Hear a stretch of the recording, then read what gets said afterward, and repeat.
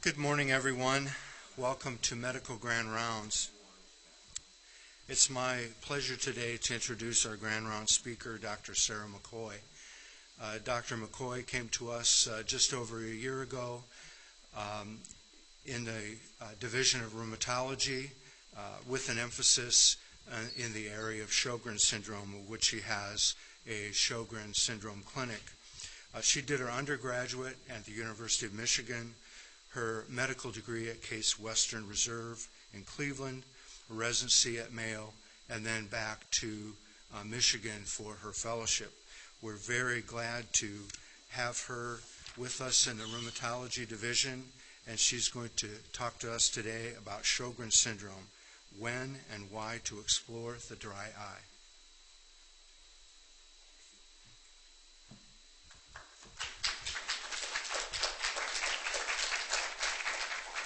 Good morning. So I'm going to take a sip of my water. Everybody else should take a sip because this talk may get a little bit dry. So there's only one joke. There's only one. Okay. I have no disclosures or conflicts of interest.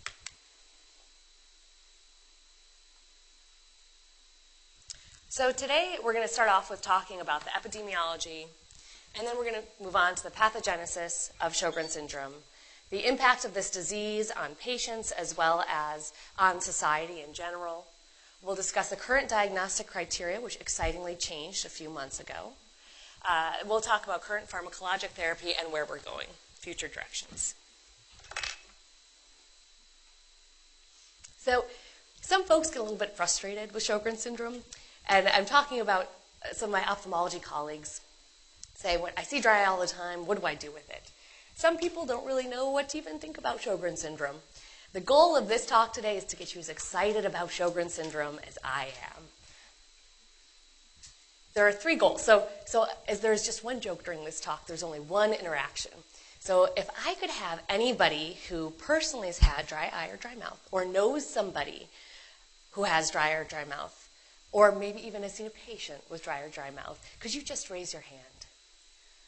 Yes. That's what I wanted. So almost everybody raised their hand. That's universal.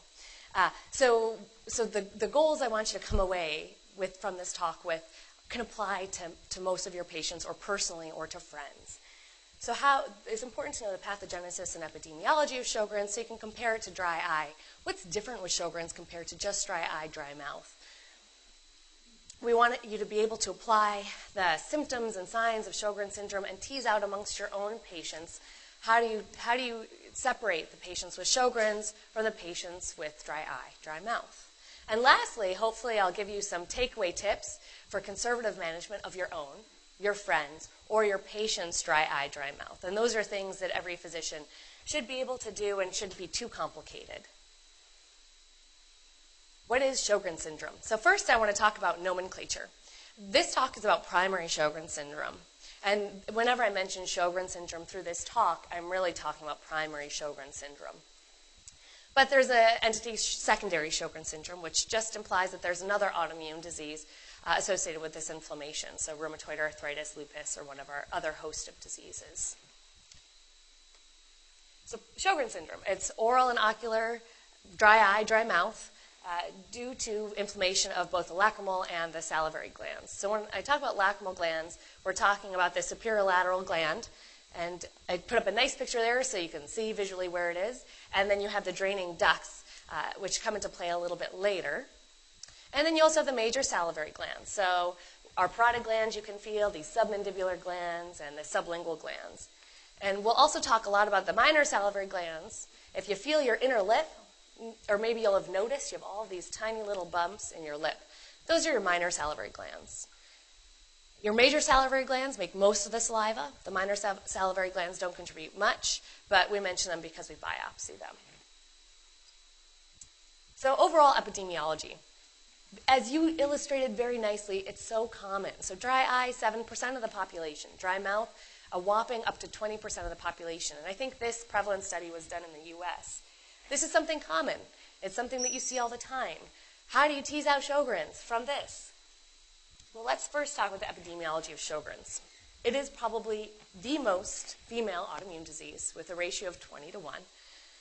It's always suspected perhaps there's hormone involvement as an explanatory factor, but we don't quite know why yet. The incidence is around 7 per 100,000, and the prevalence is a hotly debated 43 per 100,000. And the reason that this is debated is our criteria are frequently changing. As I just mentioned, they just changed recently. The prevalence studies that were done were done very differently across the board in different countries. The prevalence range is actually 0.3% to all the way to 3%. So you can see some people see this as a very common autoimmune disease, and some people would say it's very uncommon. Most rheumatologists consider Sjögren's to be the second to third most common autoimmune disease, either more common or tying lupus. So the prevalence studies have issues with them, but we do suspect that Sjögren's is relatively common amongst autoimmune diseases. Elderly tend to have it more frequently. What's going on in regard to the pathogenesis? So I had the pleasure of coming to Dr. Lucy's talk a few weeks ago, and he did a talk on alcoholic hepatitis. And his epidemiology or a pathogenesis slide is very similar to what I'll be talking about, in that there's an interplay between the innate and the adaptive immune system. And in his pathogenesis he discussed, I think it was bacterial in nature, but there's toll-like receptor activation, downstream inflammation, and adaptive immune response involvement. And that's very similar to what we think is going on here.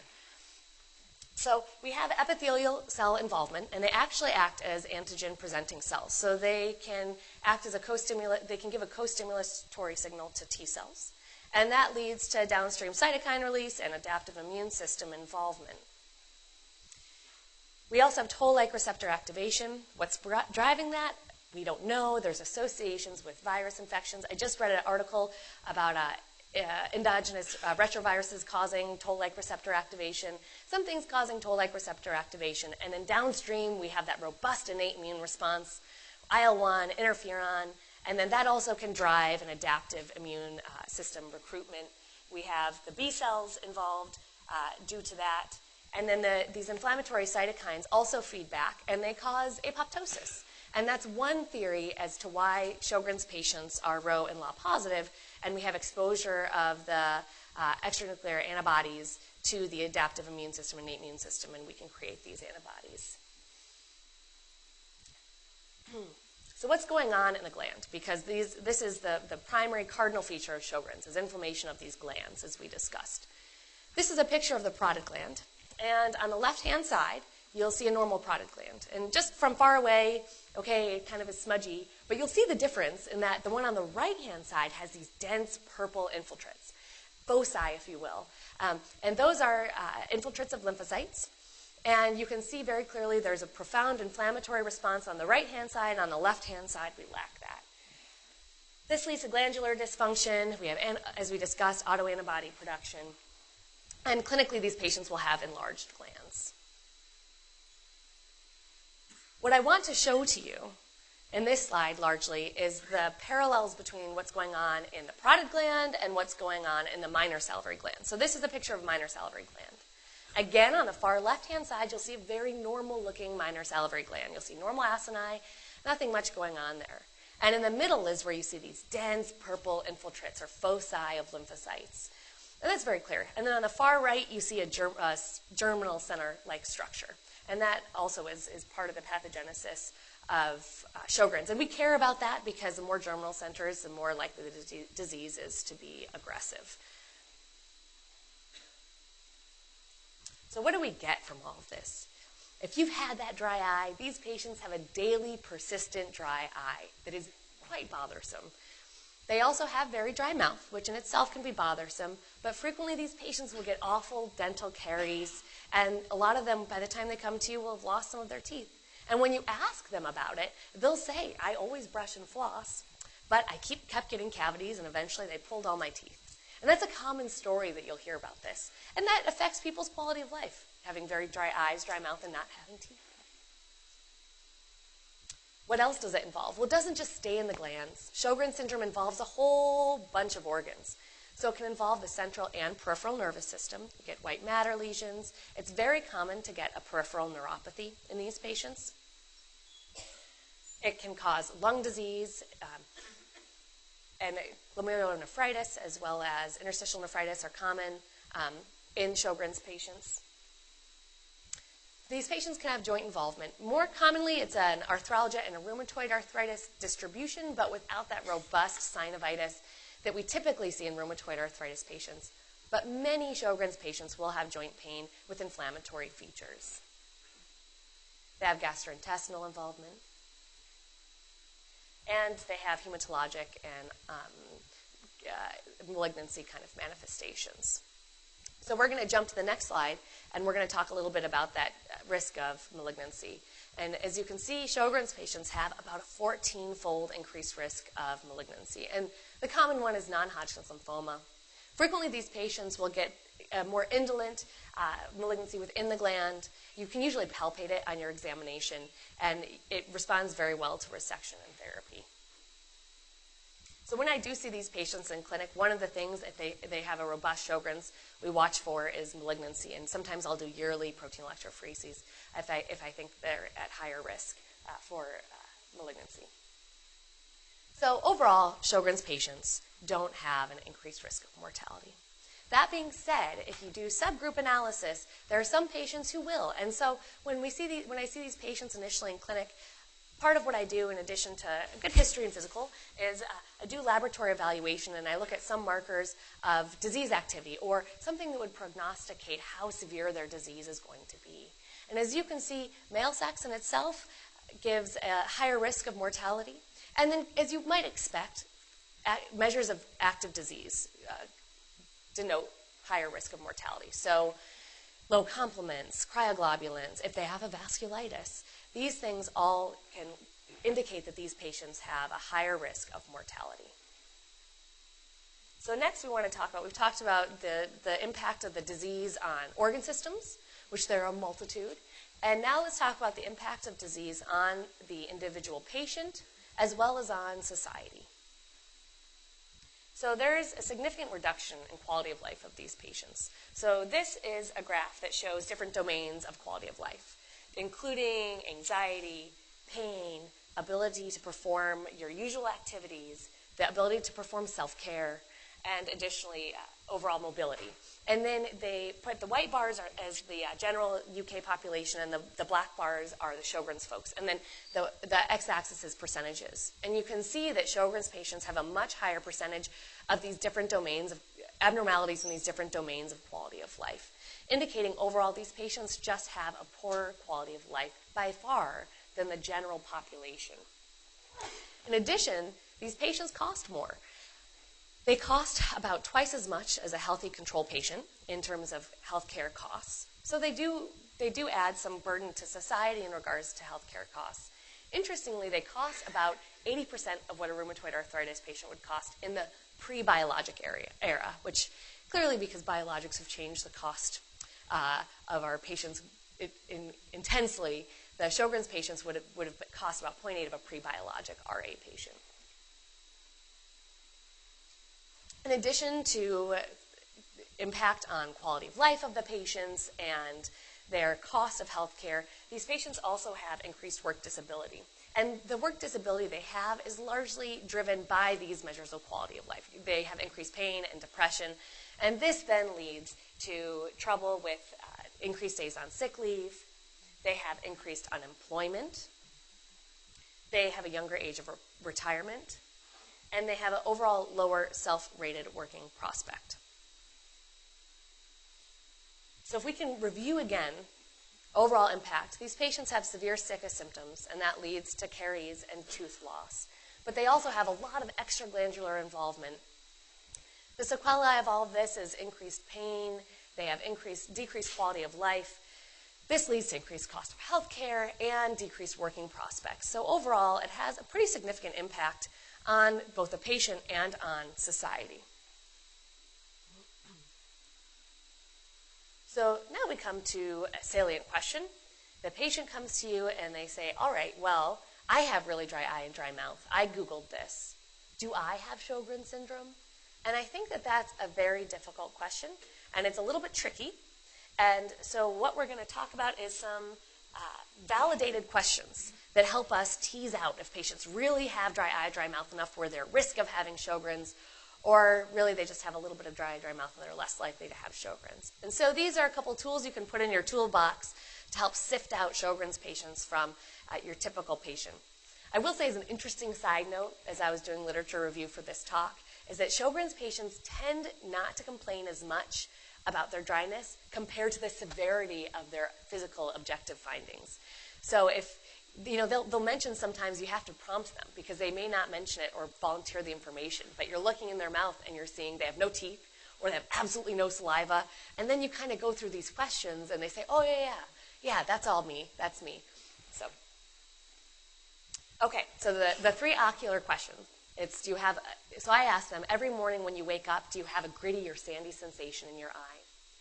And then keying on the fact that this is a chronic disease with a daily persistent nature, you ask, have you had a daily persistent problem with your eyes for 3 months or more? And then I lastly always ask, I keep it an open-ended question, so I like to ask them, how many times a day do you tend to use eye drops? And what you're looking for is 3 or more. And these all have a sensitivity specificity in the range of 70 to 80%. We also have a host of questions for the mouth. So do you have a daily persistent dry mouth for 3 months? And that parallels that ocular question. So you really just have to remember one kind of question for the eye and mouth, which is daily persistent 3 months. And then I ask them, if you were to eat a cracker, would you have to take a sip of water? Because most people could eat a cracker without taking a sip of water. And that gives you an indication of severity of their dry mouth. And then we ask, do you have recurrently or persistently swollen glands? So as I said, most of these have a sensitivity specificity in the range of 70 to 80 percentage points, but this question has a specificity that's very high. So if they answer yes to this, then it gives you a much better idea as to what's going on. So we've asked the questions, and you're suspicious, or maybe they've really downplayed the questions a little bit, and you're going to peek in their mouth because you're curious if they downplay the questions because they have severely dry eye, dry mouth. And what you'll see is conjunctival injection. You'll see when you open their mouth, you'll always be shocked. There's a profound amount of dental caries, and I actually have one of those little disposable mirrors that the dentists use, and you'll see caries in the most interesting places in these patients. When you have them lift their tongue, you'll see that there's no pooled saliva. And if they've had their mouth closed for a while and you think they might be tricking you, you can just take a little 4x4 and kind of blot off the area under their tongue and then watch if saliva pools. If you want to be really advanced, you can dry off the side of their mouth, and then you can milk the parotid and watch for beading on the buccal mucosa. But that's not expected. You can just look under the tongue. Okay. And then, palpate the glands. Are they enlarged? Do you feel nodules? Is there something going on there? Sometimes they're tender. So, as a break, this is my dog. He is on a heavy dose of narcotics at this point, and he's drooling really heavily. And so this patient, I would not be concerned for Sjögren's. And he is, as a side note, if anybody came from Cleveland, he is wearing a Sliman shirt, which they have a delicious roast beef sandwich that will give you a heart attack in 1 second. But he clearly doesn't have any problems, right? So this is a very sophisticated test in which you have the patient exporiate in the sink, and then I have a little scale, and I have them passively drool into a Dixie cup for 5 minutes. And then I weigh it again. And if you have less than 0.1 mils per minute for 5 minutes, that's considered abnormal. And sometimes, they'll produce no saliva in this test at all. You ideally would have them fasting when you do this, but if, I wouldn't expect you would have a scale, but this is an easy objective test that I can do in my clinic. The next test we do is a Schirmer's test. Of note, the Schirmer's test tends to become abnormal as people get older anyway, and you just have to keep that in the back of your mind if you're to do this test. Again, it's an extremely advanced and complicated test where you just put 2 strips of paper in the eyes, and you make them leave it in for about 5 minutes. And at the end of 5 minutes, you look at the strip of paper, and if it's wet, less than or equal to 5 millimeters, that's abnormal. Some patients will soak it right away, and you can take it out, and you don't have to bother them for the full 5 minutes. So you can see I've done it to myself. It is actually very bothersome when it's dry at first, but once it's wet, it's not bothersome. So unfortunately, your Sjögren's patients are going to be much more bothered by the Schirmer's test than probably your non-Sjögren's patients. The other test that I absolutely cannot do, but ophthalmologists are wonderful at, is this ocular staining score. And it's actually even tricky for ophthalmologists to do. So I spoke to the ophthalmologist a few months ago, and a few of them are very well versed at doing this. But ophthalmologists who don't do it regularly may have some difficulty, because what you're looking at is dryness or keratoconjunctivitis sicca and grading of that in the eye. And you have to be very persnickety about the timing of when you put in the dye and when you measure the test. So if an outside ophthalmologist is doing this, who doesn't do it very often, I wouldn't necessarily trust the results, because it's a little bit tricky. And you're essentially calculating a score of how much damage has been done to the surface of the eye from dryness. And we used to give a magic number of 3 as the score for Sjögren's, but we've actually recently moved that up. And this is the scoring system, and you can just see they look at epithelial damage and they kind of just add it up. So we used to put the marker at 3, and you'll see the top line, the dark line, is keratoconjunctivitis sicca, so just dry eyes. And then the bottom gray line are actually our Sjögren's patients.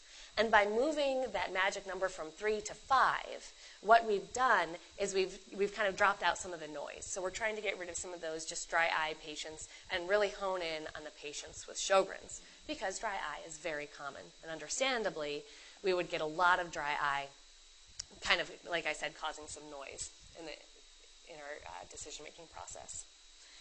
So how do these perform? So this is a nice chart that looks at Sjögren's patients and just patients with dry eye, and that's the keratoconjunctivitis sicca again, and dry mouth.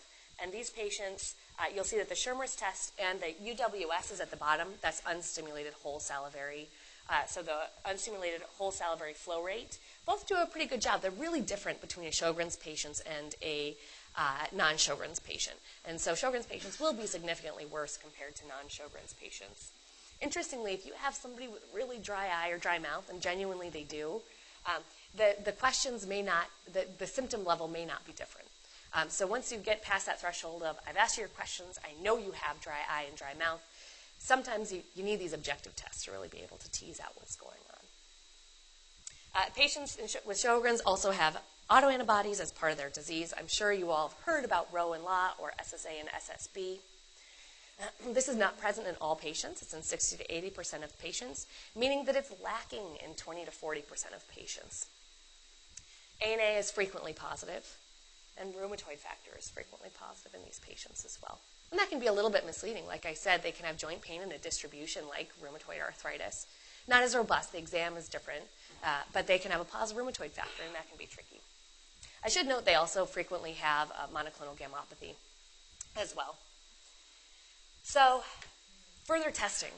This is the minor salivary gland biopsy. And remember I mentioned you have those little balls on your inner lip.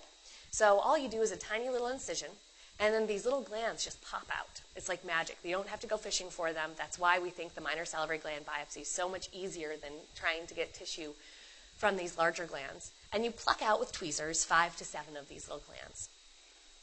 Now, the major salivary glands, why don't we biopsy those? Well, you have to go through the skin, fistula formation. I always get worried about the facial nerve running there. There are some people in Europe who do parotid gland biopsies, and they have told me that the facial nerve is much deeper than you would ever biopsy, and there's no risk of that. So I don't know if at some point we'll move towards that, but at this point, the minor salivary gland reflects what's going on in the major salivary gland, and is a very easy procedure to do. So what do we do once we have these 5 to 7 little tiny glands? Well, we send them down to pathology, and good luck in finding them in the little container, because they really are tiny. And they cut them in half. And then what we do is there's a grid, and we want to calculate this certain thing called a focus score. And you want greater than or equal to 50 lymphocytes per 4 millimeters squared. And how you really calculate that, practically speaking, is you look at the gland, and you see, remember how when I showed you pictures, very clearly you can see the dark purple spots. And when you look closer, you want at least 50 lymphocytes in one of those dark purple spots, and that's one foci. And then you count the number of those dark purple spots, and that's how many foci there are. And then you divide it by the surface area.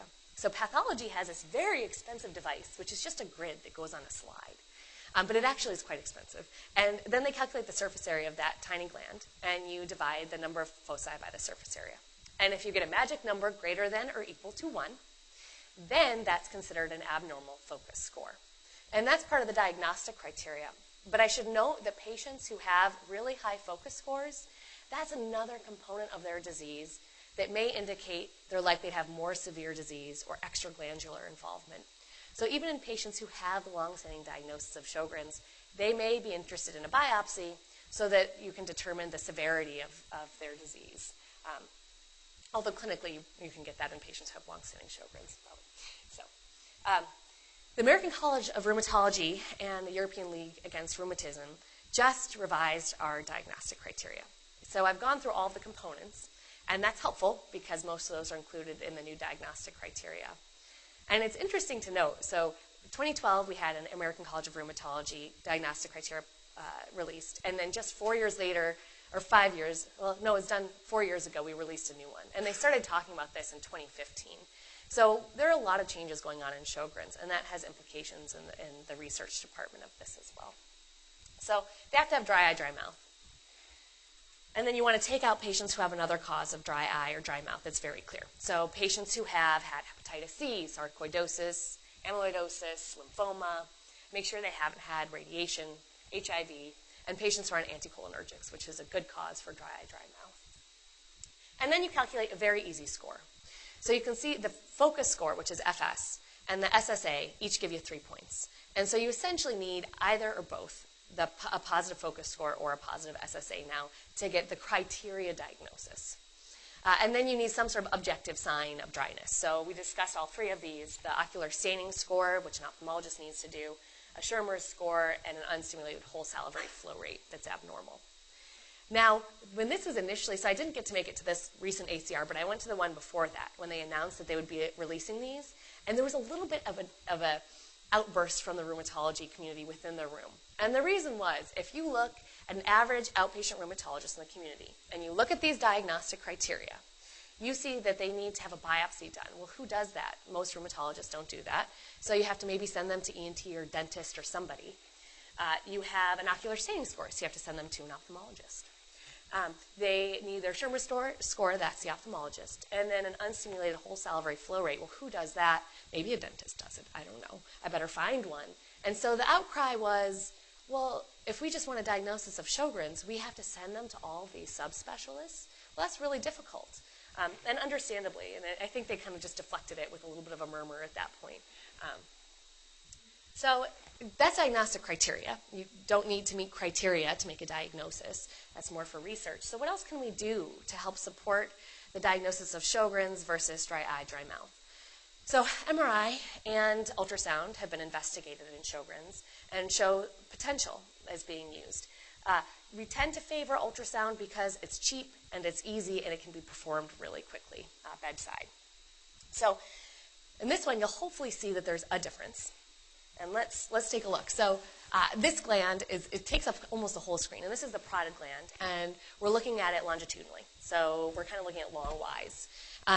And you'll see that this gland has all of these dark cysts. And compare it to this one. So this is the gland right here.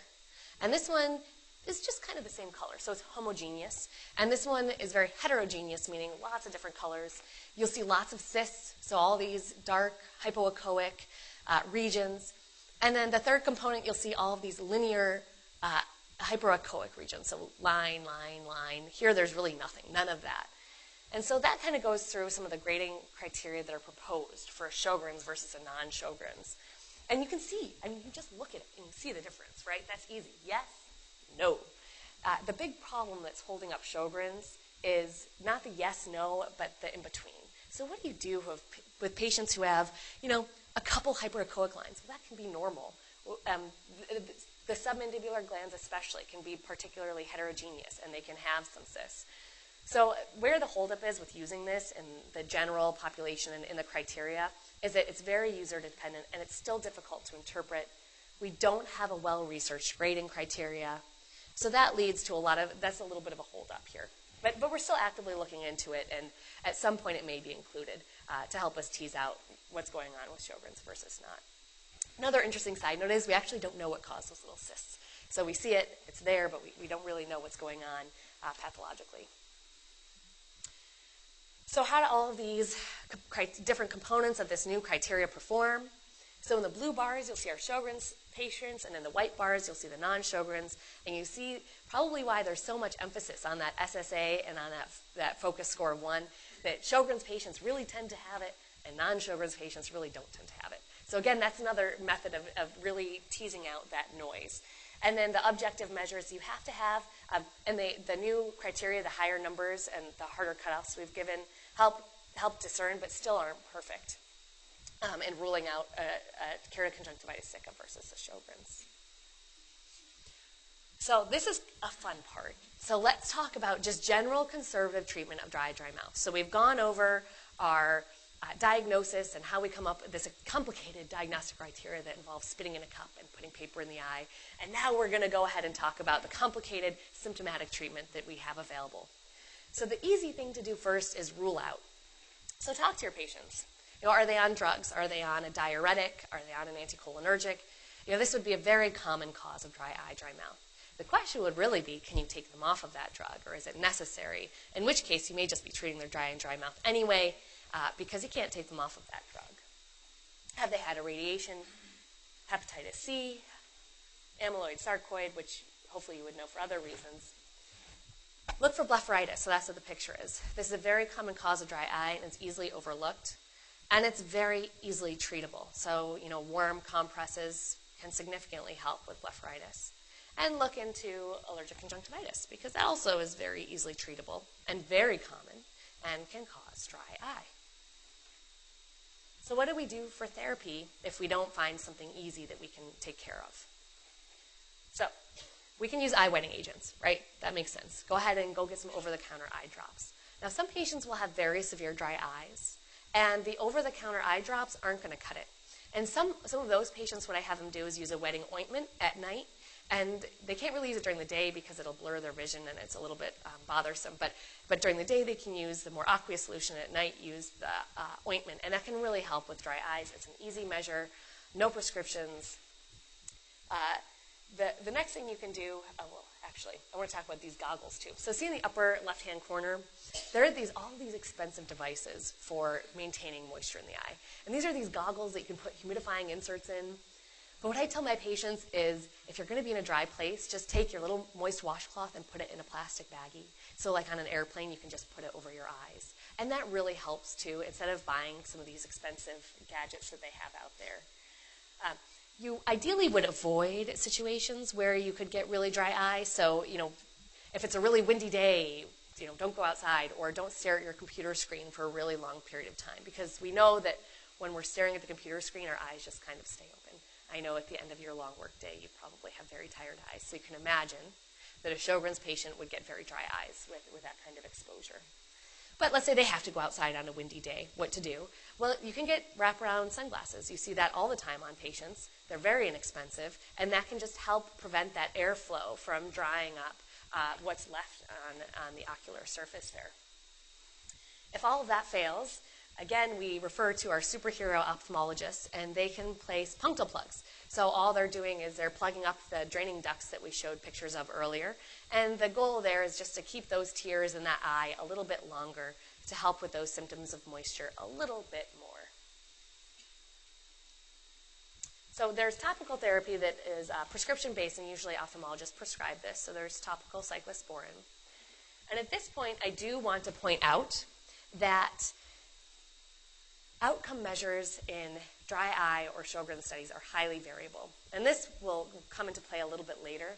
But you can see, so I made a little chart summarizing these studies for topical cyclosporin, and we'll kind of talk about that. But more interestingly, I think, you look at the categories. So there's symptoms, but within the symptoms, each of these studies measure different symptoms as an outcome. So how do you really compare the studies? I don't know. I simplified this chart just for the talk. The Schirmer's test, most studies do because it's easy. Some do a tear breakup time. Some do staining. But within that staining category, I didn't put it here again because it's a little overcomplicated, but you'll have different kinds of staining. Did they do Bengal rose? Did they do lissamine? Did they do fluorescein? They do all different kinds. So when you compare these studies, they're so heterogeneous, it's very difficult. Amongst these studies, cyclosporin actually has kind of a plus-minus effect. So overall, it seems more that it may help. Certainly with a topical local therapy, there's a minimal risk associated with it. So usually with a slight improvement in outcomes, we say, go ahead and try some topical cyclosporin. There's a new agent, lifitegrast, which is an anti-integrin. And that just came out, I think, a few months ago. And I haven't had any patients who have actually been put on it yet. But what you'll see here, this is their nice graph from their paper. And again, as is kind of the theme in treatment of Sjögren's in any component, you'll see that the symptoms seem to be better in the lifitegrast. That's the bottom blue line are the lifitegrast patients, and the top purple dotted line are the placebo. But you get to the ocular staining, and really there's not that much of a difference. But again, if you have a desperate patient and we don't have that great of therapy, it may be worth a try. So let's move on. We've done dry eye. And there's some really easy things, like I said, heavy involvement of a washcloth and eye protection can go miles with these patients. Let's talk about dry mouth. So with dry mouth patients, so just to give you a little bit of a background here, if a lot of the testing we do fasting, because if a patient eats or takes anything by mouth, it actually stimulates saliva pretty robustly. So if patients are able to suck on something like a hard candy, then that really stimulates flow. The problem is that when they have a dry mouth, they're at high risk of caries, as we talked about, just a general dry mouth. So you can't have them snacking on sugary treats, which is a very common snack if you're going to ask a patient to snack that they may reach for. So instead, we say, why don't you try a xylitol or sorbitol containing hard candy, a sugar-free hard candy. And in the perfect world, you'd get a lemon-flavored sugar-free hard candy. And the reason for that is lemon does a great job with stimulating salivary flow, to the point that there's a test called the stimulated salivary flow. So I just have patients drool in a cup. But there's also a complicated stimulated salivary flow where they actually put lemon juice in the buccal mucosa, and that stimulates saliva. So that's how strong of a stimulant it can be. So get your patient to try a sugar-free lemon drop. There are also wetting agents. And again, just like with the eye treatment, that you can find very expensive wetting agents. But you can also come up with pretty inexpensive substitutes. So I'll tell my patients to try mixing half a teaspoon or a teaspoon of oil, olive oil, or any other kind of oil they really are enthusiastic about, as long as it doesn't contain sugar, and water, and rinse that around in your mouth a little bit. Another conservative thing you can do if they really like kind of acidic foods, so real lemon, not the lemon flavor, but if they find themselves eating acidic foods a lot, that really wears away the enamel in these patients. So you can have them take a little bit of baking soda and mix it in water and swish it around after they have their kind of lemony meal. And that can normalize the pH and really help with preventing dental caries. Rheumatologists frequently prescribe secretagogues. So you've heard of cevimeline or pilocarpine. This is a graph looking at cevimeline. And what you really want to pay attention to is there's a placebo group, and then we do the far left-hand side dosing. And you'll see on the left graph, that's salivary stimulation, and on the right graph, that's ocular stimulation, or tear flow. And you'll see with cevimeline, you see a significant improvement in salivary flow, although there's really wide error bars, but as I said, that's par for the course with most of our treatments, but not so much tear formation. So if somebody has dry eyes, we may say, well, let's go ahead and try some cevimeline. As we discussed, they're at high risk for dental caries. So frequent snacking is going to improve their salivary flow, but you don't want them snacking on sugar. So you have to be very clear if they're going to try that modality. It's important for them to brush and floss, which you would understand as everybody may do, and they may not. I also prescribe all of my patients a sodium fluoride toothpaste to use at night.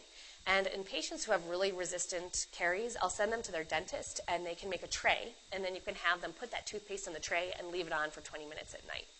And those are really easy measures to help prevent cavities, which can be very bothersome and resistant in these patients. Lastly, you would not believe the number of patients who don't know to tell their dentist they have this disease, and so they aren't getting fluoride varnishes. And that's an easy thing for a dentist to provide and can really also help with caries. Watch out for candidiasis. So these patients may not have the classic symptoms. They may just say, I have a metallic, funny taste in my mouth, or I used to be able to eat spicy foods and really acidic foods, and now it's very bothersome to me. Or just, I kind of have a weird, funny feeling in the back of my throat. What you'll see is just kind of, sometimes you'll just see, you won't see the classic white plaque necessarily, but you'll see just a red macular plaque in the mouth. You'll see atrophy of the filiform papillae, which I have a picture of here, so always make sure to take a look at their tongue. And that may prompt you to ask questions about change in taste or any symptoms. And then a lot of these patients will have angular cheilitis. So you'll see it, and then you'll know kind of what's going on. The therapy is our usual therapy to start off with, topical swishes, or systemic therapy is frequently required. it can be so resistant in our dry eye, dry mouth patients that they sometimes require chronic suppressive therapy. And that's because they don't have, even if they have a little saliva, it's not normal saliva. So it isn't going to have the same anti-infectious properties that our good saliva usually does have. So what do we treat with? All right, not really anything. So there's no FDA-approved therapy for Sjögren's syndrome. Well, what does rheumatologists give a try? So I'll first talk about two iffy kind of things and then really what we end up doing. So I was reading through the abstracts of this last year's Sjögren's meeting, and there was an interesting abstract on turmeric leading to reduced infiltrate in mouse models in the salivary glands. And just because it's so low risk, it might be worth a try. Similarly, omega-3 has been studied, and we'll look at that. And then rheumatologists frequently prescribe hydroxychloroquine to treat the underlying systemic disease. So omega-3 has been studied in a randomized placebo-controlled trial, and really there wasn't a huge difference found. And again, I said this is a theme, that we try a lot of things, but there's nothing that really has had a robust response. That being said, there are some smaller studies that have shown maybe a little bit of difference. And again, because it is such a low-risk agent, sometimes I'll give it a try for 3 to 6 months and see if it helps. And that's systemic. Plaquenil, this is our mainstay, and just a few years ago, we came out with our first large randomized controlled trial of Plaquenil in Sjögren's patients, and this was called the Joker trial. And the primary endpoint was set at 24 weeks, which already tells you there's a big problem because Plaquenil takes 4 to 6 months to start working. So the study itself is really flawed, and so that's why we take kind of the results with a grain of salt, and we're waiting on more definitive studies to be done. But what you'll see is at week 24, the primary outcome was symptoms. There really was no improvement in symptoms in the Plaquenil group compared to the placebo group. Similarly, they looked at these composite measures. So SBRI is a composite measure of symptoms that we'll talk about, and SDI is a composite measure of objective disease activity. And you may have had maybe a smidge improvement of symptoms, but really not much in the objective findings. And again, this is a really flawed study. So many rheumatologists, myself included, do think that Plaquenil has an impact. We're just waiting for further data. And we continue to use it. Again, it's also a relatively low-risk medication, with ocular toxicity being somewhat uncommon with the first couple years of use. So this is clearly a big barrier. You know, we have a systemic disease. I hope I've proven that to you. It's not just localized to the glands, but all we have really for therapy is what you can use in your office. That's, symptomatic therapy. So what's going on? Well, this is an interesting thing I did. So I just put into PubMed lupus, and I limited it to clinical trials. And you can see we have a robust number, 1,361. What do you think I get if I put Sjögren's in and do the same thing? We get a robust 290. And if you say Sjögren's is as common or more common than lupus, it's a little bit disappointing that we have so few clinical trials. But for somebody who's earlier in their training, I see it as opportunity. So we have room to move, right? So what's been going on? What are the issues? Well, one big issue that we still have not overcome is the eligibility criteria. So right now, some of the studies that are being done really apply to maybe a quarter of our Sjögren's patients, which isn't adequate. And this is still an ongoing problem with some of the clinical trials they're doing with the expensive biologics now. They really, even with some adjustments they've made, don't include the vast majority of Sjögren's patients. Also, like I said in the previous slides, the endpoints are all over the place. I mean, you can't compare studies because we have endpoints of different kinds in each and every study, and it makes it very difficult to try to compare studies or do meta-analyses, or something that we feel that other diseases really have nicely laid out for clinical trials. So we've made the SBRI, which is just 3 different visual analog scales, taking into account dryness, fatigue, and pain. And that's a composite score, so that has its own weaknesses and flaws. And then we have the SDI, which takes all the objective severity measures, and you kind of weight them, and then you give it a score. But you can see that a lot of so this goes through constitutional, lymph node enlargement, joint involvement. That's kind of common, but some of these are relatively uncommon manifestations of Sjögren's. So this score does not necessarily represent, if you're choosing a higher score as entry criteria, the majority of Sjögren's patients. And that's a big issue that I think, as we go along, is going to be tweaked. And that's kind of what the grumbling is in the Sjögren's world, that this still needs some change.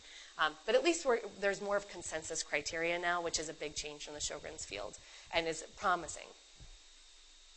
So we have a whole bunch of drugs coming down the pipeline. Rituximab is in there, but they're just completing the second randomized control trial, and we thought that would be promising, but it really isn't panning out, again, as the theme is. But there's some really fun ones coming out, and I'm excited. As you heard, I'm kind of excited with that innate adaptive interplay. And so I'm kind of excited about the interferon therapy and the toll-like receptor therapy. That's all way up in the pipeline, but maybe coming down our way. So at this point, I want to emphasize that we do have a Sjögren Center clinic now. And the big draw of this that I tried to do was make it as much of a one-stop shop as I could. So you heard that rheumatologists are frustrated because you have to send to so many places.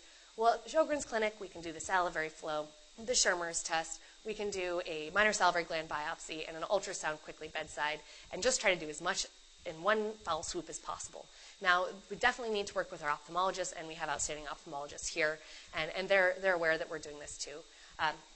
So I'm happy to see any patient who you think has dry eyes, dry mouth, and evaluate them, and that's part of my interest and why I'm talking to you today.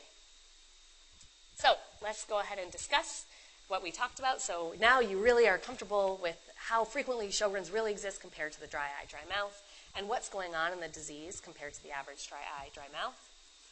You should be able to see your dry mouth patient and ask those discerning questions. Is this a daily persistent problem for 3 months? Can you eat a cracker? How many times a day do you use eye drops?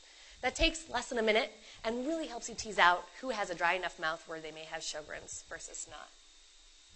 And then I hopefully gave you some really handy tips and tricks to use in your dry eye, dry mouth patients to make them symptomatically much better. I do want to thank Dr. Jeremy Smith for helping me with my first grand rounds, and I'll be happy to take any questions.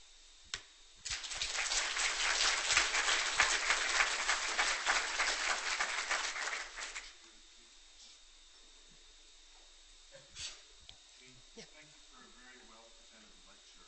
I have a comment and a question. My comment is, I think it's xylitol, it could be sorbitol. It's highly lethal to dogs. So if you recommend sugar-free gum or agents that contain these specific agents, you need to advise patients. You can't leave it lying around with the dog either. My question is, since hepatitis C and sarcoidosis are on the differential diagnosis of Sickert syndrome, do we need to get a chest x-ray and a hepatitis C antibody as part of our initial workup? So the comment was that either xylitol or sorbitol is toxic to dogs, which I didn't know. And I will, as a side note, dovetail that dentists for some reason favor xylitol. And there are some studies, and it's for the caries prevention. And I just prior to this talk was looking at the randomized control trial. And so I think it's plus minus. So if the patient finds a really great candy that contains sorbitol, I wouldn't, unless they had a dog and that's what's toxic. And then the question was having to do with, wait, one more time. Oh, right.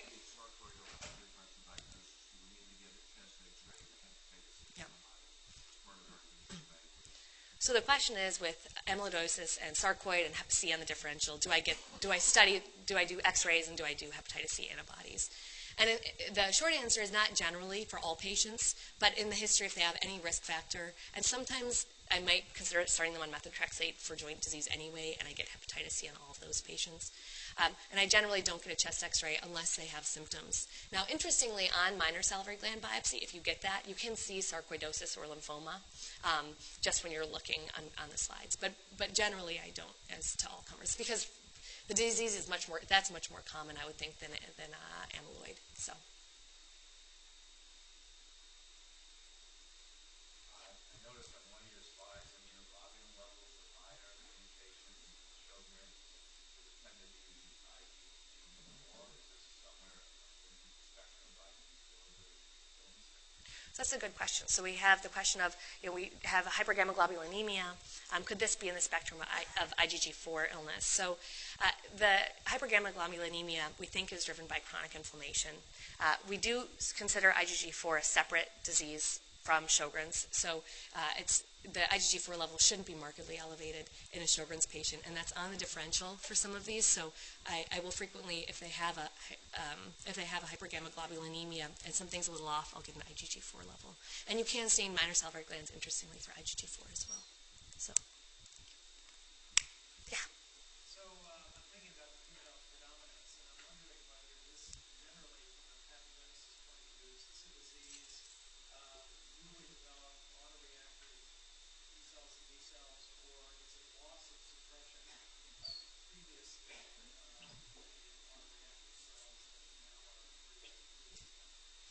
so that's a good question about pathogenesis. So is this newly developed, or is this something where we've lost our normal regulatory mechanisms, and now we have an immune response due to that?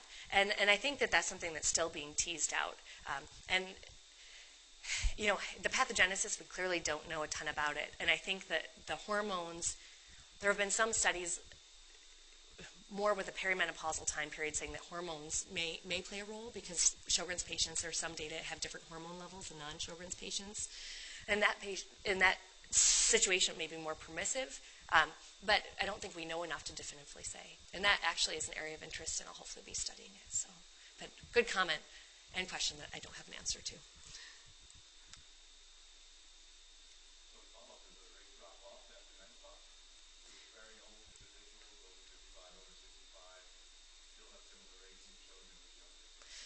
So the highest rate incident, so we have limited data on incidence rates, but the highest rate is perimenopausal.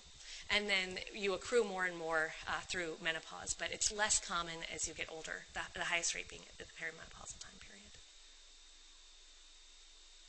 Oh, sorry, the question was, do rates increase as people get older? And no, it's higher on the perimenopausal time period.